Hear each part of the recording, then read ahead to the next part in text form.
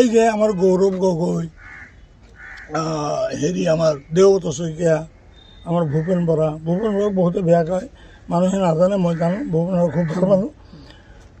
এইকেইটা কোনে মাৰিছে? এই মহাচুৰটো মাৰিছে, এই হাইব্ৰিডটো, মুছলমানৰ হাইব্ৰিড। এইটো মুছলমান নহয়, শুদ্ধ মুছলমান নহয়। শুদ্ধ মুছলমান হ'লে বাপেকৰ পৰিচয় দিলে হয়, কিন্তু বাপেকৰ পৰিচয় নিদিয়ে। বাপেক মানে বঙালী, চান্দাৰ মানে বঙালী, ঢাকাইয়া মানে বঙালী। ইটো সেই বঙালী পৰিচয় নিদিয়ে, ই পৰিচয় দিয়ে গৰিকা, কাৰণ মাৰ পৰিচয় দিয়ে, সি কেনেকৈ মুছলমান হ'ব? গতিকে এইবাৰ গৌৰৱ গগৈ নোৱাৰিব।